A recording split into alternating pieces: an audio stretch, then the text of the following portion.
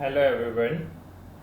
In this video tutorial we are going to learn the new topic, that is efficiency of packing in body centered cubic structure, that is packing efficiency in BCC structure.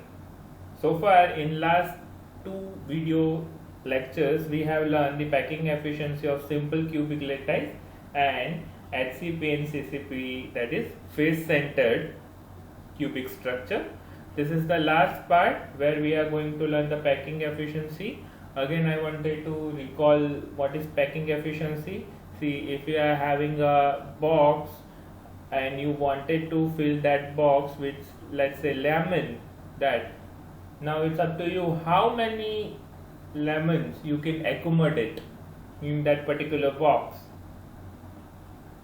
That is measured in terms of packing efficiency. Okay, so it is simple, the percentage of the total space that is filled by the constituent particles when we are talking about in terms of the cubic structure.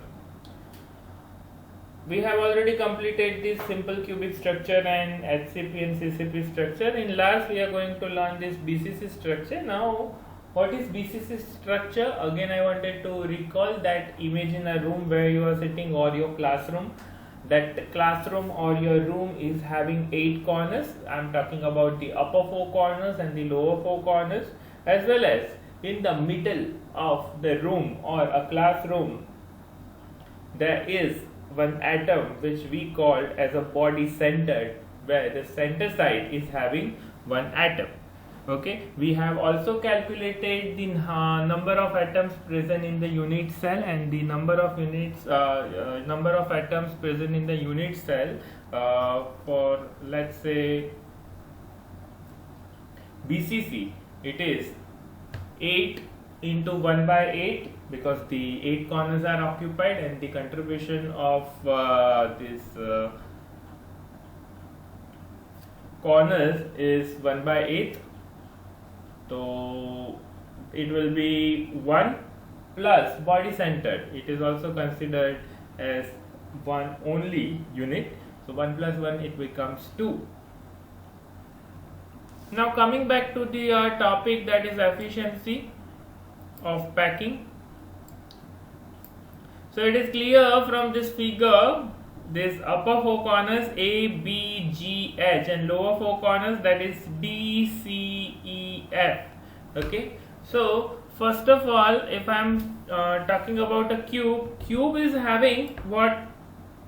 These 3 edges, cell edges, which are mutually perpendicular to each other, and it will be having a edge length, and we call it as A. Now moving to the diagonal one, where the upper corner of one side and the lower corner of the other side diagonally, which is joined, you can see with this AF. Okay, so if I am drawing this cube,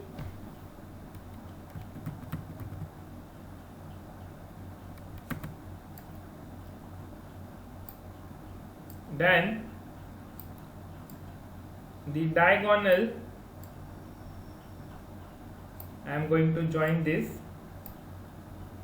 and that is given by C. Okay, so particularly if I am talking about this corner and if I am talking about this corner, so if I am joining this 2 corners together, here there will be one atom, which is because it is a body centered. Okay, so this is how this actually represents, and it is given by C. One more term we need to define, and that is B, and that is the lower diagonals corner. So this is defined as C, where this is defined as B. Okay, so these are the parameters. I hope it is clear. And now we are moving that it is clear that the atoms at the center will be in touch with other two atoms diagonally, okay, because it is in the center, and that's the reason it is in contact with the upper and lower corners as well as the both the lower corners, because it is in the center. So now let us talk about this triangle EFD, and if we apply the Pythagoras theorem, it says FD square is equals to EF square plus ED square. Now since these are the edge lengths, let me write this as A, then it becomes A square plus A square. See this one I am talking about, this A and this A. So A square and A square is equals to FD, and FD we have joined these lower two diagonal corners, and that is B square. So it says B square is equals to 2A square, and if you take in root, B is equals to root 2A. Now again we are talking about triangle AFD. Why we are taking triangle AFD? Because we got the values of this B. Now we need to find out the value of C, and that's the reason we are taking a triangle where C is included. Either way, if we take Pythagoras, applying the Pythagoras theorem in triangle AFD, it says AF square is equals to FD square plus AD square. Okay, so shall I write this as C square, because AF square is what? C. Okay, so C is equals to what? B square plus A square. Now you have the value of B square. B square is equals to what? 2A square. This is how it came. Okay, so this is how it came. B square is equals to what? 2A square, and this side it is A square, so it becomes 3A square, and if you take in root, it says C is equals to root 3A. Now again you find the value of C in terms of radius. What will be the internuclear distance from this point to surface, this surface? It will be R. This is 2R because it's a diameter, and this again from this center to this surface it is R. So R, 2R and R, it becomes 4R. Okay, so it is written here that the length of the body diagonal C is equals to what? 4R. Okay, so I wanted to recall these in terms of HCP and CCP. Just wait. So you can see on your screen here we have taken diagonal as B. Okay, for the sake of understanding we can also take it as C also, no problem, but we have defined this as B, and what is B? B is equals to 4R. B is equals to 4R. This is how it came. So let us come back. Here R is radius of the sphere of the atom. Now C is equals to root 3A, and we will put the value. C is equals to root 3A is equals to, and C is equals to 4R. Okay, so it came from here. C is equals to root 3A, and this came from here. So we are comparing this. So we are going, what we are going to get? The value of A. A is equals to what? 4 by root 3R, or we can also write in terms of R. R is equals to root 3 by 4A. Okay. Now next, in this structure the total number of atoms are 2. Okay, we have calculated already. Now because it is 2, we need to calculate the volume of 2 atoms. So you have already studied the volume of sphere, that is 4 by 3 pi r cube multiplied by 2, because there are number of atoms are 2, 1 in the center, and 8 into 1 by 8, that is corner, that becomes 1 plus 1 equals to 2. Now the total volume of the cube is length into width into height, so that is a cube, and a is a value that is 4 by root 3 into r.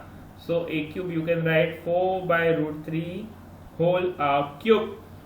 This is how it came. Okay, so this is how it came. Okay, now in the last, the packing efficiency is defined as the volume occupied by the two sphere in the unit cell into 100, because we are taking packing efficiency in terms of percentage, divided by total volume of the unit cell. Okay, so this value came from here, 2 into 4 by 3 pi r cube into 100 divided by 4 by root 3 r whole cube, and this came from here. So let us have a simplified form. This is 2 into 4 by 3, that is 8 by 3 pi r cube into 100, 4 whole cube, that is 64, and root 3 whole cube, that is root 3 into root 3 into root 3.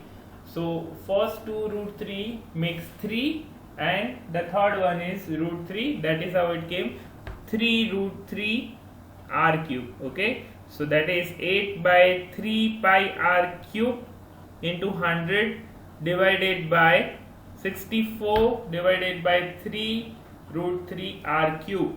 R cube and r cube will get cancelled. So as you can see on your screen, this will be the simplest form, 8 into pi divided by 3 divided by 64 divided by 3 root 3. So denominator will go upside and it will get 3 and 3 will get cancelled. This root 3 will go up and 8 and 64 will also get cut. Here it will come 8. So what will be the simplest form? The simplest form will be root 3 pi divided by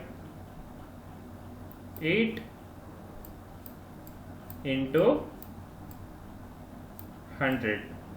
So let us calculate. Now root 3 has value equals to 1.71 into pi, that is having value 3.14 into 100 divided by 8, and that comes equals to 67.117, so which is very close to 68.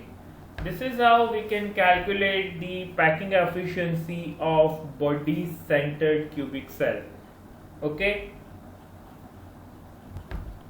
so this is how we can see on a screen. HCP or CCP is having packing efficiency equals to 74. BCC is having 68% of the packing efficiency, while the simple cube is having 52%. You can minus this value from 100, and the value which you are going to get will show the percentage void or the percentage hollowness in the cube. Okay, so they ask both, whether is in the MCQ, that what is the set of percentage void and percentage efficiency on that particular crystal, whether it's HCP, CCP or BCC or cube. Okay, now please note these three crystal packing efficiency are most important.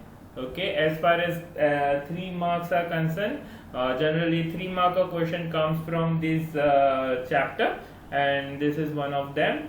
So please, I request to all of you to go through all these 3 videos one by one again and try to learn and try to